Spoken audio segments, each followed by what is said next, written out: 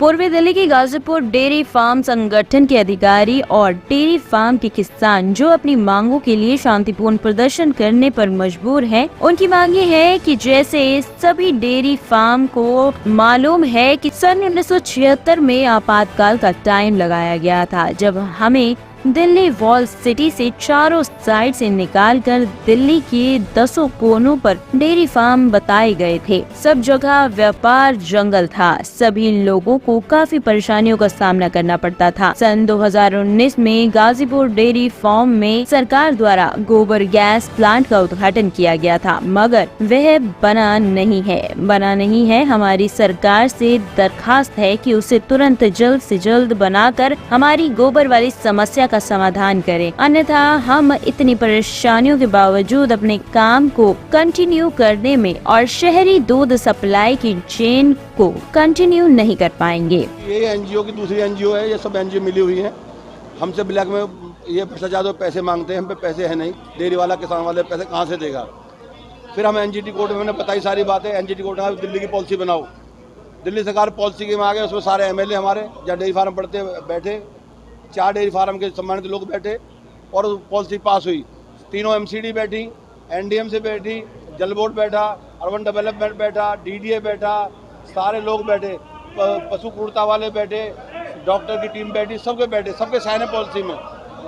ये इसलिए धरना हो रहा है कि अब दोबारा इस कोर्ट ने एनजीटी कोर्ट के बाद में इन्होंने हाई कोर्ट में डाल दिया, चीफ जस्टिस के यहाँ मनमोहन जी के यहाँ पर केस डाल दिया।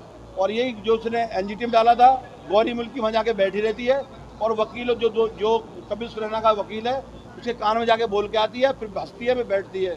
जज साहब हमारे तो जज वकील की बात भी नहीं सुनते और वहाँ उनकी बात सुनते हैं, सारे वकील की तरह जज साहब करते हैं।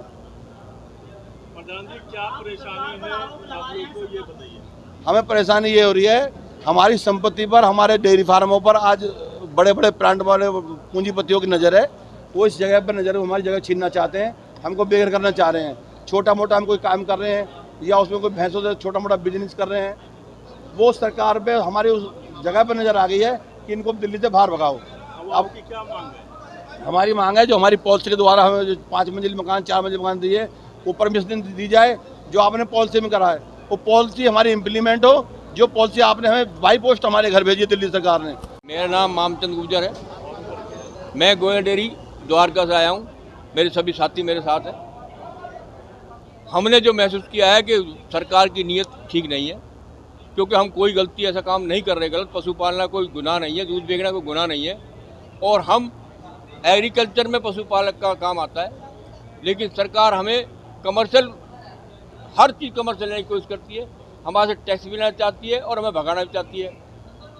एक एनजीओ किसके थ्रू, किसके कहने पे या किसके बिकी हुई, जो बार बार हमारी कमियां उजागर करके कोर्ट में और हमें परेशान करने के लिए हमारे झूठे ब्लेम हमारे पर लगाते हैं, लेकिन उस एनजीओ को ये नहीं दिखाई देता कि दिल्ली में लाखों के लाखों पशु सड़कों पर है, अनऑथराइज्ड डेयरियां हैं।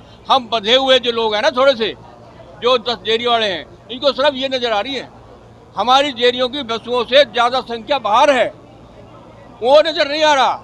उसको वो पकड़ने को तैयार नहीं है, उनको हटाने को तैयार नहीं है। लेकिन जो डेयरी वाले हैं ना, हम डेयरी वाले हैं, वो नज़र आ रहे हैं उनको, उनकी ज़मीन पे नज़र है इनकी।